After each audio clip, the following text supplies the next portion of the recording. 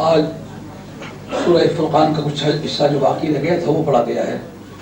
سورہ فرقان مکی سورتوں میں سے ایک سورت ہے جس کی ابتدا اس سے کی گئی تبارک الذی نزل الفرقان علی عبدہ لیکون للعالمین نذیرا، برکت والی ہے وہ ذات جس نے اپنے بندے پر کتاب فرقان نازل فرمائی تاکہ وہ عالمین کا نذیر ہو۔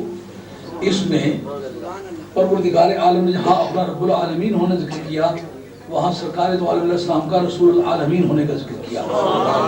جس طرح اللہ تعالیٰ کی الوہیت عالمگیر ہے اس طرح مدینے والی سرکار کی جو نبوت اور رسالت ہے وہ عالمگیر ہے۔ جہاں تک کا رب رب ہے وہاں تک مدینے والا رسول ہے۔ اور اس جگہ ایک اصول ہے کہ جس وقت کوئی ایسا اسم ہو جس میں ابہام ہو، ابہام سے کیا مطلب اس معنی میں بہت سارے اور بھی شریک ہوں، تو یہ واضح کرنے کے لیے کہ اس میں دوسرے شریک نہیں ہے، فلاں ایک اکیلا مراد ہے، یہ کہنا ضروری ہوگا کہ اس ٹائٹل کے ساتھ اس کا اصلی نام ذکر کیا جائے۔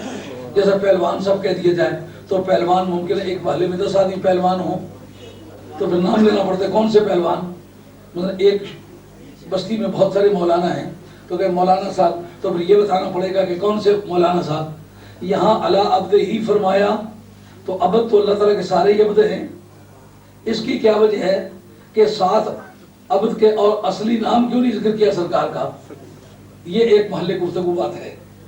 جیسا کہ اللہ کے وَذْكُرْ عَبْدَنَا دَاوُودَ ذَا الْأَيْدِ، ہمارے بندے داؤد کا ذکر کرو جو بڑا قوت والا ہے۔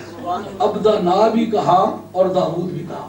وَذْكُرْ عَبْدَنَا ایوب، ہمارے بندے کو یاد کرو جس کا نام ایوب ہے، کیونکہ وہ ایسے عبد ہیں ان کی عبدیت میں دوسروں کی عبدیت بھی شریک ہے، تو پھر کس طرح پتہ چلے کون سا بندہ مراد ہے۔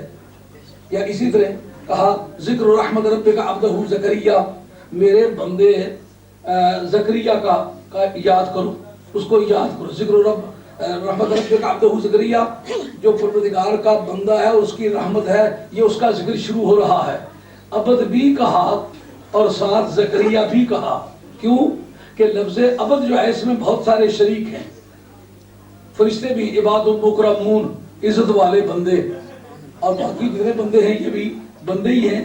تو اب یہ کہنا پڑا کہ کون سا بندہ مراد ہے۔ یہاں تبارک الذی نزل الفرقان علی عبدہ، برکت والی ہے وہ ذات کہ جس پر پروردگار عالم نے فرقان نازل فرمائے، لیکن علی عبدہ ہی کہہ کے محمد کیوں نہیں کہا۔ سبحان الذی اسری بعبدہ، یہاں بھی بعبدہ ہی کہہ کے چھوڑ دیا، محمد نہیں کہا۔ لما قام عبد اللہ قالوا یدعوہ قالوا یکونون علیہ لبدا، جب یہ اللہ کا بندہ کھڑا ہوتا ہے کہ لوگوں کو دعوت دے تو قریب ہے کہ اس کے ساتھ لپٹ جائیں۔ یہاں بھی عبد کہا، لما قام عبد اللہ سبحان الذی اسری بعبدہ، یہاں بھی تبارک الذی نزل الفرقان علی عبدہ، اور کہا الحمدللہ الذی انزل علی عبدہ الکتاب۔ ساری تعریفیں اس خدا کی ہیں کہ جس نے اپنے بندے پر کتاب نازل فرمائی۔ اس جگہ سرکار کو بار بار پروردگار نے عبد کہا لیکن اصلی نام ذکر کیوں نہیں کیا۔ کا اصلی نام ذکر کرنے کی فلسفی یہ ہے کہ جس صفت میں بہت سارے شریک ہوں اس شرکت کو رفع کرنے کے لیے اصلی نام بھی ذکر کرنا پڑتا ہے، لیکن جس صفت میں کوئی وعدہ لا شریک ہو، کوئی شریک نہ ہو، اس وقت وہ صفت ذکر کر دینا کافی ہوتا ہے۔ جیسا محلے میں ایک ہی پہلوان ہو تو کہیں پہلوان صاحب کی بات ہے، محلے میں ایک ہی شاہ صاحب ہو تو شاہ صاحب کی بات ہے، اصلی نام ذکر نہیں کرنا پڑتا۔ کوئی نہیں پوچھتا کون شاہ صاحب، تو پوچھتے نہیں ہیں یہاں کتنے سارے شاہ صاحب ہیں، محلے میں ایک ہی چودھری صاحب ہو، اگر چودھری صاحب آئے تھے، چودھری صاحب گئے تھے، تو آپ نہیں پوچھتے کہ کون سے چودھری صاحب، کہ محلے میں کتنے سارے چودھری ہیں۔ سمجھو بات، یہاں رب کریم نے قرآن مجید میں باقی نبیوں کو عبد کہا تو اصلی نام ذکر کیا، زکریا علیہ السلام کو عبد کہا تو اصلی نام ذکر کیا، ایوب علیہ السلام کو عبد کہا تو اصلی ذکر کیا، نام ذکر کیا، داؤد علیہ السلام کا نام عبد ہی کے ساتھ لیا تو اصلی نام لیا۔ سرکار کی باری آئی، جگہ جگہ عبدہ کہا، بے عبد ہی کہا، لیکن محمد کسی جگہ کیوں نہیں کہا۔ اس کا معنی یہ ہے کہ باقی نبیوں کی عبدیت ایسی ہے کہ ان کی عبدیت میں بہت سارے دوسرے لوگوں کی عبدیت بھی شریک ہے۔ اس شراکت کو رفع کرنے کے لیے اصلی نام بھی لینا پڑا، لیکن میرے مصطفیٰ صلی اللہ علیہ وسلم کی ذات پاک میدان عبدیت میں وعدہ لا شریک ہے۔ خدا کی خدائی میں کوئی شریک نہیں ہے، مقام ابدیت میں سرکار کا کوئی شریک نہیں ہے۔ یہ سرکار کی چھوٹی سے چھوٹی صفت ہے نیچے کی طرف، تو جو چھوٹی سے چھوٹی صفت میں کوئی نبی شریک نہ ہو، اس کی بڑی سے بڑی صفت میں کون شریک ہو؟ یہ دوسرا قرآن سے نکلا نہیں نکلا؟ اور اس صورت میں آگے پروردگار عالم چند مسائل بیان کیے۔ ایک پروردگار کا خالق ہونا، اس کے لیے آیات کونیہ کو، زمین و آسمانوں کو بنانا، آسمانوں سے پانی برسانا، زمین سے نباتات کا اگانا، اور اس کو ایک جھونکا باد سموم کا بھیج کے ترازے دامنے خاک کر دینا، خزاں کے جھونکے ایسے چلانا کہ سبزی کا نام باقی نہ رہے، اور پھر زمین مردہ کو دوبارہ زندہ کرنا۔ یہ اس بات پر دلیل لایا ہے کہ تم کہتے ہو مرنے کے بعد جینا کیسا ہوتا ہے، تمہارے سامنے زمین مرتی بھی ہے اور جیتی بھی ہے۔ ہر سال میں 2 مرتبہ یہ موسم تمہیں دکھاتا ہوں، تمہیں سمجھ نہیں آتا آپ کس طرح زندہ کرے گا، اس طرح زندہ کرے گا۔ اور اسی طریقے سے پروردگار عالم نے یہ بات بتلائی کہ قیامت کا عقیدہ ایک ایسا عقیدہ ہے کہ جس سے آدمی کا پاؤں سیدھے راستے پر قائم رہتا ہے۔ یہ اکاؤنٹیبلٹی کا کنسیپٹ، یہ عقیدہ کہ مجھ سے کوئی پوچھے گا، یہ اس کو ثابت قدم رکھتا ہے۔ اس لیے مسلمانوں قیامت کو یاد کیا کرو۔ قیامت ایک ایسی سچائی ہے کہ جس ذہن میں پوری طرح سے بیٹھ جائے نا، تو اکیلے میں جھوٹ بولنے سے دل گھبرانے لگتا ہے، اکیلے میں کوئی بدی کرنے سے آدمی کی طبیعت گھبرانے لگتی ہے، اکیلے میں کوئی بدی کرنے سے طبیعت گھبرانے لگتی ہے۔ پتہ ہے کہ یہ بات چھپے گی نہیں، سر حشر جب انسانی برادری ساری اکٹھی ہوگی تو یہ میری بات اس وقت کھلے گی۔ علامہ اقبال مرحوم اس تصور کو پیش کرتے ہوئے کہتے ہیں، اے ہائے تو غنی عالم من فقیر، در قیامت عذر ہائے من پذیر۔ اے مولا کریم میں تو عاجز ہوں، تو بے نیاز ہے، تجھے پوچھنا ہے قیامت کے بارے میں میری معذرت، میری معافی قبول فرمائے۔ گر حسابم را گزیری نا یا گر حسابم را بگیری ناگزیر، از نگاہ مصطفیٰ پنہاں بگیر۔ اے مولا کریم اگر قیامت میں میرا حساب ضرور لینا ہی ہے تو کہیں سرکار سے اوجل میں کھڑے ہو کے کہ میری وجہ سے سرکار شرمندہ نہ ہے۔ قیامت کا یقین ہونے کی وجہ سے کس قدر پگھلتا ہے آدمی۔ لاہور کا رہنے والا، شیخ برادری سے تعلق، کسی مسجد کا خطیب نہیں، کسی آستانے کا پیر نہیں، کوئی خانقاہ نشین درویش نہیں، عدالت کا ایک وکیل ہے، لیکن جو یہ یقین پختہ ہو گیا کہ مجھ سے کوئی پوچھنے والا پوچھے گا، حضرت کہتا ہے کہ کر حساب بنا بگیری ناگزیر، از نگاہ مصطفیٰ پنہاں بگیر۔ مولا کریم اگر میرا حساب تو ضرور لینا ہی چاہے نا تو کہیں اوجل میں سرکار کے سامنے نہ حساب لینا۔ سرکار میرے لیے رو رو کے دعائیں مانگتے رہے تو کہیں کتنا نالائق انسان ہے جن کے لیے میں رو رو کے دعائیں مانگتا ہوں، یہ کرتوت کرتے رہے۔ بہت نیک و صالح شخص ہے، مگر دیکھیں یہ احساس پیدا ہو گیا ہے تو آدمی اور زیادہ سیدھا ہونے لگا ہے۔ تو آخر میں چل کر کے اس کا کنکلوژن دیا، وَسَيَعْلَمُ الَّذِينَ ظَلَمُوا أَيَّ مُنْقَلِبٍ يَنْقَلِبُونَ۔ آخری آیت یہ ہے نا، ان قریب یہ جو اللہ کی سرحدیں توڑتے ہیں نا، ان کو پتا چلے گا کہ اونٹ کون سی کروٹ بیٹھتا ہے، یعنی کیا ہونے والا ہے۔ اس کے بعد سورہ شعراء شروع فرمائی ہے۔ سورہ شعراء میں پروردگار عالم نے غالباً 8 مشہور انبیاء علیہ السلام کا ذکر کیا ہے۔ نوح علیہ السلام کا، ابراہیم علیہ السلام کا، حضرت ہود علیہ السلام کا، صالح علیہ السلام کا، لوط علیہ السلام کا، شعیب علیہ السلام کا، موسیٰ علیہ السلام کا، ہارون علیہ السلام کا۔ ان انبیاء علیہ السلام کے ذکر کیے۔ آپ سمجھیں گے کہ یہ باتوں کا تکرار آ رہا ہے، بار بار انہیں کا ذکر کرتے نہیں۔ جب بات کا ڈگر بدل جاتا ہے، محور بدل جاتا ہے تو بات کی حقیقت بدل جاتی ہے۔ کبھی ان کا ذکر بئی معنی آیا ہے کہ وہ بڑے جمے ہوئے سیاسی طور پر اسٹیبلش لوگ تھے، تو پروردگار عالم نے کہا کہ سیاست ہماری غیرت کے ایک ٹھوکر نہ کھائے۔ کبھی اس رخ سے ان کا ذکر کیا، کبھی آل مکہ نے اپنے آپ کو دولت مند سمجھا تو پروردگار عالم نے ان کے دولت کے پہلو کو چھیڑا کہ دولت جس کو کہتے ہو وہ کتنی دیر لگاتی ہے، ہمارے سامنے جو آئے تو کتنی دیر ٹھہرتی ہے۔ کبھی ان کے سورسز آف انکم کا ذکر کیا، وہ کہتے ہیں ہم بڑے بڑے تاجر ہیں، ہمارے پاس بڑی بڑی دولت ہے۔ رب کریم نے تاجروں کا بھی ذکر کیا۔ یہ جو اصحاب ایکا ہیں شعیب علیہ السلام کے بستی والے، یہ تاجر تھے۔ اور کبھی اپنے جو حجاز میں بعض علاقے سلسل و شاداب ہیں، ان کی بحث چھڑی کہتے بڑی پیداوار ہوتی ہے. تو یہ احقاف والے جو تھے حود علیہ السلام کی قوم کے لوگ, ان کے سبزے بڑے اگتے تھے, ان کی سبزیاں بڑی ہوتی تھی, ان کے درخت بڑے اگتے تھے, ان کی فصلیں بڑی اعلیٰ ہوتی تھی. مصریوں کا جو دریائے نیل کا پانی لگتا تھا اس سے وہ ہمیشہ باغو بہار ہو جاتے تھے. رب کہتا ہے ان دو قوموں کے مقابلے میں تمہارے سبزے کی کیا حیثیت ہے. لیکن جب ہم ختم کرنے لگے دیر کتنی لگی. کبھی وہ اس لحاظ سے کہ مسلمانوں کے پاس ہے ہی کچھ نہیں, جو کھائیں گے کیا. رب کہتا ہے وہ جو فرعون نے فصلیں اگائی ہوئی تھی وہ کس کے کام آئی تھی. ہل چلاتے رہے فرعونی, محل بناتے رہا فرعون, اور پیسہ خرچ ہوتا رہا ان کا. ایک دن میں ان کو ڈبو کے موسیٰ علیہ السلام کو ان کی قوم کو سرفراز کر دیا. یہ جو تم نے محل بنائے ہوئے ہیں, ایک دن ایسا آئے گا کہ مدینے والا آئے گا, آسمانی بدلیوں کی طرح چھا جائے گا. یہ آسمانی دولت تمہارا سرمایہ, تمہارے مکان محبوب کبریا کے غلاموں کے کام آئے. اس کا ڈگر بدلتا ہے, اس وجہ سے بار بار ذکر آتا ہے تو آدمی سمجھ جائے کہ تکرار نہیں ہے بلکہ جہتیں مختلف ہیں. کبھی ان کی دولت موضوع گفتگو ہے, کبھی ان کے ذرائع آمد موضوع گفتگو ہے, کبھی ان کی زراعت موضوع گفتگو ہے, کبھی سیاسی قوت موضوع گفتگو ہے, کبھی برادری کی قوت ان کی موضوع گفتگو ہے. تو رب پھر ان کا ذکر چھیڑتا ہے, اس پہلو کو چھیڑ کے بتاتا ہے اس پہلو پر ان کو کیا انجام ہوا.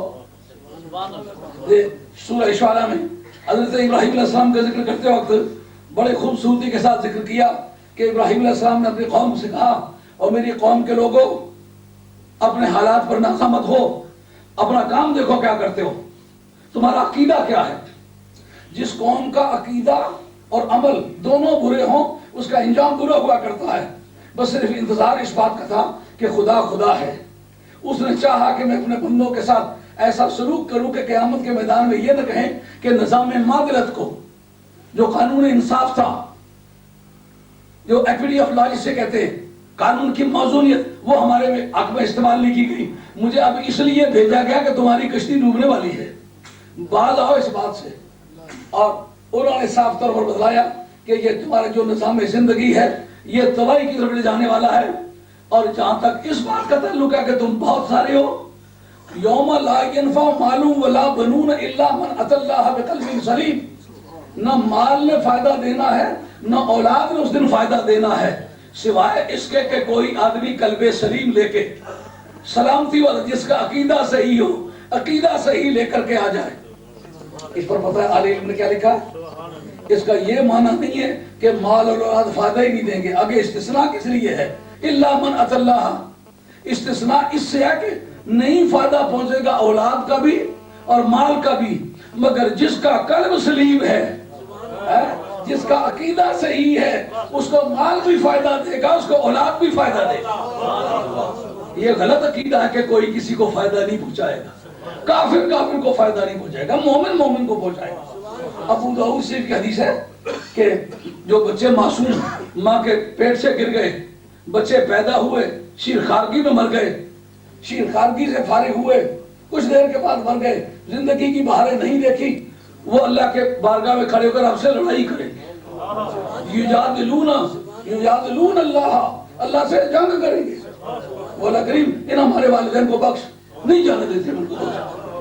یجادلون آتا ہے, لڑائی کریں گے. ابو داؤد سے میرے پاس موجود ہے, میرا خیال صدر دن کے ہیر پھیر میں حدیث ہے. اس وقت مجھے حیرت ہوتی ہے کہ جب تک وہ نابالغ بچہ راضی نہیں ہوگا, راضی کس طرح ہوگا, اس کے والدین کو پہلے جنت میں بھیجا جائے گا, بعد میں جائے گا, جا کے مجھ سے لپٹ جائیں گے, اماں دنیا میں تو مجھے جی بھر کے دیر بعد بیٹھنے کا موقع نہیں ملا, ابا جی آپ سے پیار کرنے کا موقع نہیں ملا, وہ بھی ایک بہار ہوتی ہے. اب باقی بچوں سے پیار کرتے ہیں, مجھ سے تو پیار کسی نے نہیں کیا, آج موقع ہے نا. ان کو لے کر جنت میں جائے گا. اس وقت جب مولانا کہتے ہیں جناب سیدہ فاطمہ کو کہتے ہیں, اے فاطمہ اے ملی وس علی معاشیت من مالی, میرا مال جو مانگنا ہے مانگ لے, لا اغنی عنک من اللہ شیئا, میں قیامت کے میدان میں خدا کی بارگاہ میں تجھے کچھ فائدہ نہیں پہنچا سکتا. تو فیض آدمی کے اس عقیدے پر کیا بخاری میں بخاری میں جس مرضی ہے لکھی, دیکھیں کہ اسلامی عقیدے پر پوری تلتی ہے. یہ حدیث منسوخ ہے اس آیت سے, وَلَسَوْفَ يُعْطِيكَ رَبُّكَ فَتَرْضَىٰ. قیامت کے میدان میں ایک گنہگار امتی کے بارے میں سرکار کہیں گے پروردگار کہ اس کو دوزخ میں بھیجے، میں نہیں راضی ہوں، تیرا وعدہ ہے کہ میں تجھے راضی کروں گا۔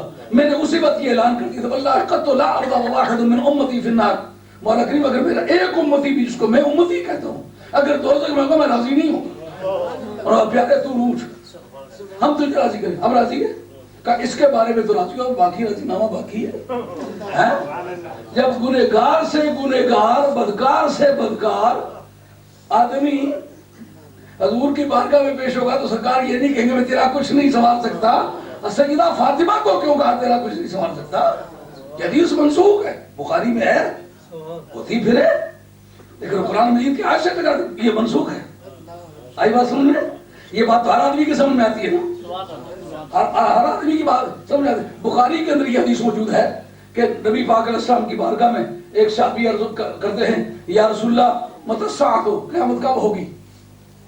سرکار فرماتے ہیں ما اتت لہا، قیامت والے کیڑی تھیلیاں جوڑی ہوئی نہیں، یہ بھوتار ہی ایسا عیدی نہیں پوچھنے عید کب ہوئی تھی، تو روزے کتنے رکھے، ہماری تو عید نہیں سی ٹھیک ہے،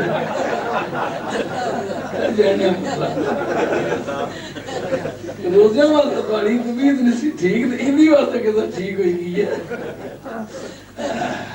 سرکار کا مزاج بھی کیسا حکیمانہ ہے، ما اتت لہا، سوال تو وہ کر جو ریلیونٹ ہو، یہ تو irrelevant سوال کوشچن ہے قیامت کب ہوگی، پوچھ کے میں کروں کیا قیامت کے لیے جو تیرے لیے بامقصد بات ہے۔ انہوں نے کہا یا رسول اللہ مجھ سے یہ پوچھتے ہو کہ قیامت کے لیے تیاری؟ ما عدت لها من کثیر صلاۃ ولا صوم ولا صدقہ، یا رسول اللہ میں نے اس کے لیے کوئی زیادہ نمازیں بھی نہیں پڑھی، زیادہ روزے بھی نہیں رکھے، زیادہ صدقے بھی نہیں دیے۔ پھر پوچھتا کیوں ہے؟ کہا ولکنی احب اللہ ورسولہ، مجھے خدا اور اس کے رسول سے پیار ہے۔ سرکار نے یہ نہیں فرمایا کیسے جھوٹے پیار کو اللہ نہیں قبول کرتا، تم نے زیادہ نمازیں بھی نہیں پڑھی، زیادہ روزے بھی نہیں رکھے تو پیار میں جھوٹا ہے۔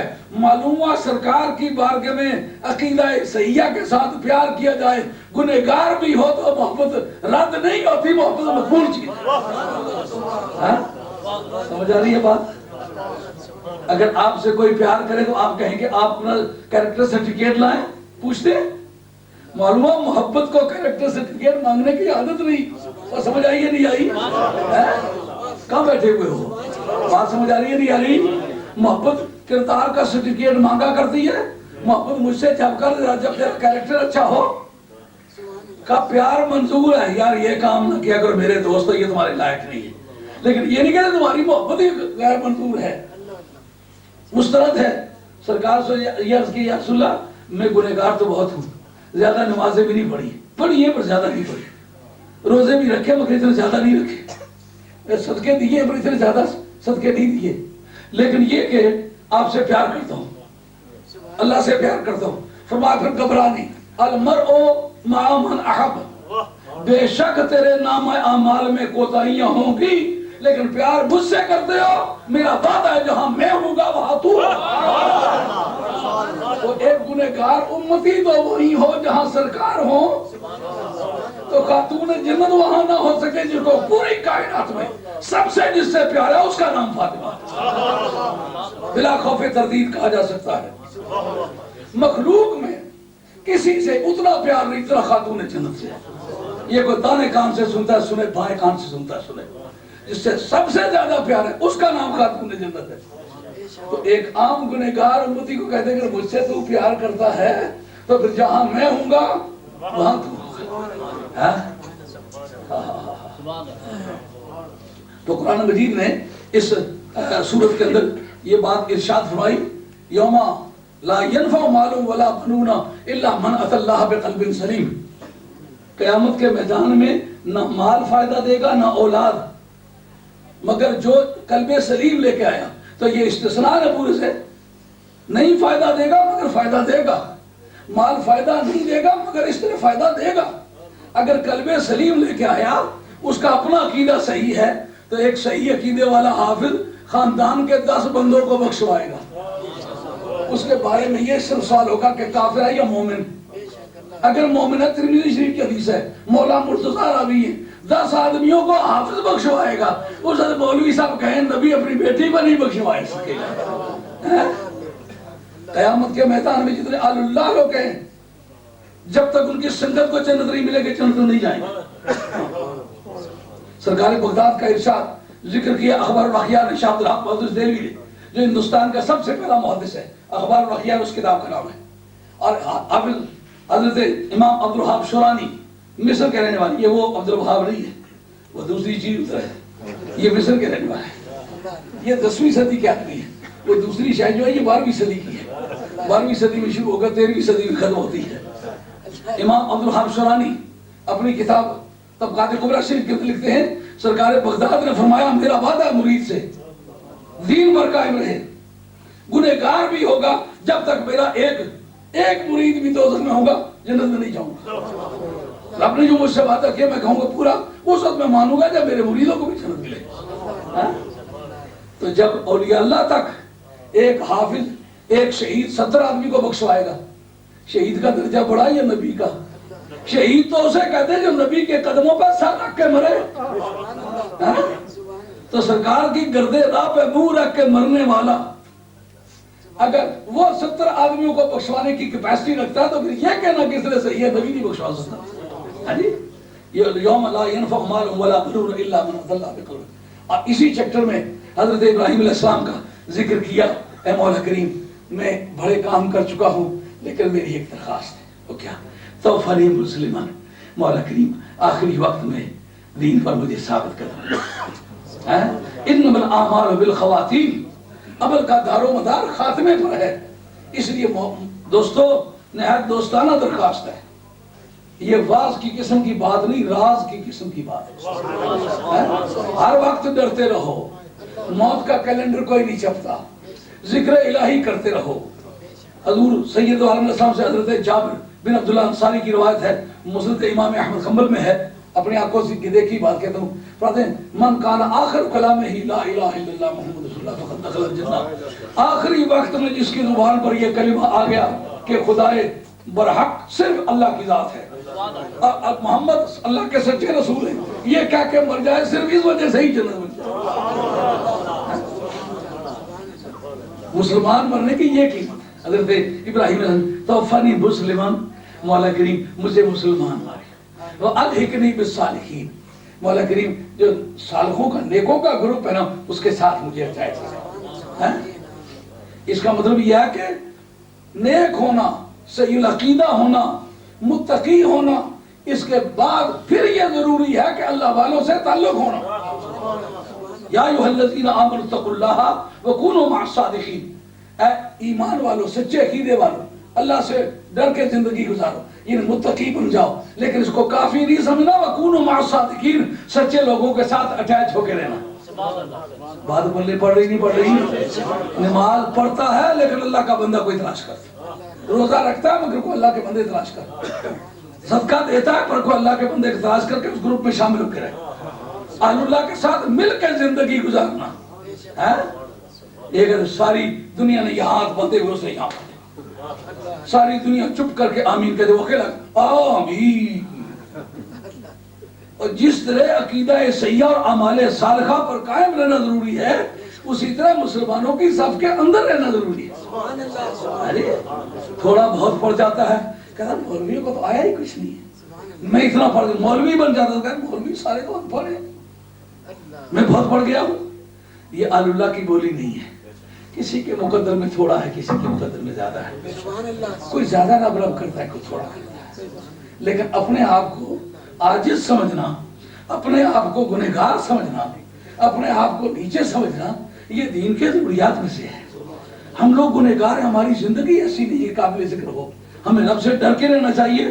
اور احب الصالحین ولست منہم، میں گنہگار تو ہوں پر صدیق اکبر سے پیار کرتا ہوں، گنہگار تو ہوں لیکن فاروق اعظم سے پیار کرتا ہوں، عثمان غنی حیدر کرار سے پیار کرتا ہوں، مولا مرتضیٰ سے پیار کرتا ہوں، حسن حسین سے پیار کرتا ہوں، خاتون جنت سے محبت رکھتا ہوں، سید عائشہ سے محبت رکھتا ہوں، ازواج مطہرات کو مائیں سمجھتا ہوں، سرکار کے سارے صحابہ کو محترم جانتا ہوں، سارے ولیوں سے پیار کرتا ہوں، قادریوں، چشتیوں، نقشبندیوں، سوگردیوں کو اپنا سرتاج سمجھتا ہوں، گنہگار ہوں مگر آل محبت سے میری محبت ہے، سچے لوگوں سے میری محبت ہے، ان کے ساتھ جینا چاہتا ہوں، ان کے ساتھ مرنا چاہتا ہوں۔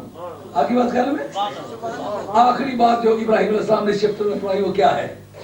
کہ مولا کریم وَاجْعَلْ لِي لِسَانَ صِدْقٍ فِي الْآخِرِينَ، مولا کریم پچھلے لوگوں میں میرا ذکر اچھائی سے چھوڑنا. جناب اتنا قیمتی جملہ، جو اس کو پڑھو گے، جو مطالعہ کرو گے، نئے نئے راز کھلتے جائیں گے. پچھلے لوگوں میں میرا ذکر اچھائی سے چھوڑنا. سامنے آیا نا تو ہر ایک نے کہا چودھری جی، راجہ جی، پیر صاحب، مولا صاحب السلام علیکم. جو ہی پوچھ دیا پکا بے ایمان. پیچھے سے کوئی اس وقت اچھا کہے گا جب سچ مچ آپ اچھے ہیں. پچھلے لوگوں میں وہ وقت ضرور خیال کرو جب میں مر جاؤں گا تو کیا دیکھ کے مجھے کوئی اچھائی سے یاد کرے گا. آج کعبہ شریف پہ جاتے ہو مقام ابراہیم، آئے ہائے، وہ بھی تو اللہ کا بندہ ہی ہوا ہوگا. ایسے درد جگر سے کام کیا ہوگا کہ پتھر پگھل گئے ہوں گے. بات سمجھ جا رہی ہے نہیں آ رہی؟ اس پتھر کے اندر ابراہیم علیہ السلام کے پاؤں کے نشان ہے نا. وہ ایسا درد دل ہوا ہوگا نا، پتھر پگھلے ہوں گے. رب کی یادوں میں ابھی آرکیٹیکچر کا کوئی تصور ہی نہیں ہے تو وہ آدمی گھڑیاں کر کر کے، ردے بنا بنا کے، لیول بنا بنا کے، سال سوت استعمال کر کر کے سیدھی دیواریں بناتا ہوگا. رب کے راضی انعامے کے لیے ہو کے پیغمبر اور مستری کا کام کرتا ہوگا، بلڈر کا کام کرتا ہوگا. سمجھ تو کچھ آتی ہے. اب جب آدمی جاتا ہے کہ یہ ابراہیم علیہ السلام کے پاؤں لگے ہوئے ہیں، یہ گھر ان کا بنا ہوا ہے. کوئی ایسا کام کرو نا یارو کہ پیچھے کوئی اچھائی سے یاد کرے. اب جس وقت ہمیں یہاں سکون ملتا ہے ہم دعا کرتے ہیں مولا کریم شیخ محمد صادق صاحب ہمارے بڑے محبت والے آگے، وہ اس کے سیکٹری کا کام کرتے ہیں. لیکن پیسے بھی انہوں نے 1000 پاؤنڈ دیا تھا شروع میں. یہ حاجی لیاقت علی بیٹھا ہوا ہے، اس نے بھی 1000 پاؤنڈ دیا تھا. اس نے کافی سے اور ساتھی وہ شبیر پہلا جو ہم نے چندہ کیا، ہم لوگ لیبریج روڈ والی مسجد میں رات کو کوئی 3 بجے بیٹھے ہوئے تھے. میں پڑھا رہا تھا، یہ پڑھ رہے تھے. اس وقت ہم نے پیسے جمع کیے کہ یہ جگہ بنائیں گے. ان سب ساتھیوں نے جتنی کسی کی توفیق تھی، لیکن پہلے بیج نے 1000 پاؤنڈ دیا ہے. اب جس وقت یہ دیکھتا ہوں وہ محبت والے یاد آتے ہیں. ہم نے محمد یونس نامی بٹرن ٹینٹ کے تھے، انہوں نے مجھے شروع میں 1000 پاؤنڈ دیا تھا. انہوں نے دیا. جس وقت ہم یاد کرتے ہیں تو وہ سارے ساتھی یاد آتے ہیں. کہتے ہیں مولا کریم کتنا سکون ہے، کسی کی طرف سے پریشانی نہیں. ان چودھری برادری کے لوگوں نے جتنے ان سے منہ سے مانگے انہوں نے دیے. یہ اور سارے ہمارے مخلصین ہیں، جتنے مانگے اتنے انہوں نے دیے. یہ جگہ بن گئی ہے. یہ جگہ تو قبر میں ہمارے ساتھ نہیں جائے گی، یہ رہے گی. جب کوئی دیکھے گا تو کہے گا شاہ صاحب فلاں فلاں کا نام لیا کرتے تھے. وَاجْعَلْ لِي لِسَانَ صِدْقٍ فِي الْآخِرِينَ، اس کی ایویڈنشری ویلیو ہے. جس وقت اتنے بندے گواہ گزریں گے کہ مولا کریم اس تیرے بندے نے اتنے 1000 پاؤنڈ، اتنی اینٹیں، اتنے پتھر تیرے راستے میں قربان کیے تھے. آج یہ شیخ محمد صادق جاتے ہوئے غالباً 12 یا 13,000 پاؤنڈ وصیت کر کے وفات مکہ شریف میں ہوئی. میں پاکستان میں تھا، وہاں سے مجھے فون کیا، کہتے ہیں مرشد، میں نے کہا جی آپ کا مرید ہوں، آپ کے مشن کو زندہ رہوں، آپ مانتے ہیں آپ کے مشن کی خدمت؟ میں نے کہا میں بالکل مطمئن ہوں. کہا شاہ صاحب میرا آخری وقت ہے تو غالباً اللہ کی بارگاہ میں حاضری میں تھوڑی ساتیں باقی رہی. تو اس طرح میں نے ایک وصیت لکھی ہے دارالعلوم کے لیے کہ میرے بعد بھی کوئی خدمت ہو جائے. ان کے بچوں نے غالباً 2 یا 3 کمپیوٹر بھی دیے ہیں، 3 کمپیوٹر بھی دیے جو ہمارے دارالعلوم میں سب موجود ہیں. وَاجْعَلْ لِي لِسَانَ صِدْقٍ فِي الْآخِرِينَ، پچھلے لوگوں میں. اب ہے نا کوئی ایسا کام کرو. میں جو دیکھتا ہوں کہ میں نے کیا کام کیے، میرے مریدین نے پیسے میرے ہاتھ میں ڈالے، میں نے مدرسے بنائے، مسجدیں بنائیں، کتب خانے خریدے، لیکن میں نے جگہ جگہ اپنی کتابوں پر نام لکھے کہ یہ میرے فلاں مرید نے پیسے دیے تھے اور یہ اس کے پیسوں کی کتابیں لی ہیں. اب جب کوئی کتاب کھولے گا تو نام تو لے گا. جب مجھ پر وہ مصیبت کے ایام آئے تو مجھے اس وقت ان دنوں غالباً کوئی 1000 پاؤنڈ کے قریب پاٹکا صاحب نے دیا. میں نے اس پر نام لکھ کے اس پر ایک تسمہ لپیٹ دیا. غالباً 3 سال میں اس مصیبت میں رہا اور وطن سے بھی باہر رہا، انگلینڈ سے بھی باہر رہا، لیکن اس پر وہ نام بھی لکھا ہوا، تسمہ بھی میں نے اوپر ڈالا ہوا. اور جو 3 سال کے بعد وطن واپس گیا تو پھر اس سے کتابیں لے کے میں نے کتب خانے میں رکھی اور پاٹکا صاحب کا اس پر نام لکھا. ابراہیم علیہ السلام نے کوئی کام کیا ہے نا جو آج نام لیتے ہیں، فاروق اعظم نے کوئی کام کیا ہے نا جو آج نام لیتے ہیں، صدیق اکبر نے اپنی ساری متاع سرکار کے راستے میں قربان کی ہے، ٹاٹ کا کرتا پہن کے، ببول کے کانٹے لگا کے سرکار کو راضی کیا، دنیا یاد کرتی ہے نا۔ حضرت عثمان غنی رضی اللہ تعالیٰ عنہ نے مسجد نبی میں وہ ستون جس پر سورج مکھی کا پھول ہے، یہ حضرت عثمان کے پیسوں کی خریدی ہوئی چیز ہے۔ جب سورج مکھی دیکھتے کہتے یہ کیوں پھول کیوں بنا ہوا ہے؟ کہا حضرت عثمان کی یاد میں بنا ہوا ہے۔ پیر روما جو مدینہ طیبہ میں ہے، جب اسے لوگ پانی پیتے کہتے یہ کنواں کس نے کھدوایا؟ کہا کھدوایا تو کسی اور نے تھا، حضرت عثمان نے قیمتر خرید کے سرکار کے مشن کے لیے وقف کیا تھا، یہ کسی کی ملکیت نہیں ہے، مدینے والے کی ملکیت۔ اس طرح کوئی کام کرو جس سے کہ آئندہ زندگی میں یادیں باقی رہیں۔ ابراہیم علیہ السلام نے یہ دعا مانگی تھی، مولا کریم پچھلے لوگوں میں میرا ذکر اچھائی سے چھوڑ۔ آگے ذکر چل رہا ہے کہ فلاں فلاں نبی نے فلاں فلاں کام کیا، اس کے مقابلے میں فلاں فلاں نے ایسا کیا۔ وہ آپ کو میں نے بتایا دیا کہ پہلے بھی یہ ذکر ہو چکا، پھر ذکر آ رہا ہے، پھر ذکر آ رہا ہے، پھر آ رہا ہے، لیکن ایک مرتبہ آیا ہے ان کی سرکشی کی وجہ سے، وہ بھی سرکش تھے، تم بھی سرکش ہو، ان کا انجام کیا ہوا تمہارا بھی وہی ہونے والا ہے۔ وہ دولت مند تھے، تم بھی دولت مند ہو، ان کو بھی دولت کا ناز تھا، تمہیں بھی دولت کا ناز ہے، جو انجام ان کا ہوا تھا وہی تمہارا ہونے والا ہے۔ ان کو اپنے برادری پر ناز تھا اور وہ اس وجہ سے کلمہ نہیں پڑھ سکے، پھر دیکھو تمہیں بھی برادری کا ناز ہے، جو ان کا انجام ہوا وہی تمہارا ہوگا۔ ان کو اپنے وسائل پر ناز تھا، تمہیں بھی اپنے وسائل پر ناز ہے، اسی وجہ سے کلمہ نہیں پڑھتے ہو، جو انجام ان کا ہوا وہ تمہارا ہوگا۔ اس کے بعد آگے سورہ نمل شروع ہوتی ہے۔ سورہ نمل کے اندر ایک بڑا خوبصورت مضمون چلتا ہے۔ حضرت سلیمان علیہ السلام کو ان سرزمینوں میں جس میں فرعون نے خدائی کا دعویٰ کیا، اور وہ ساری دنیا کا بادشاہ نہیں تھا، وہ ایک چھوٹے سے خطے کا تھا،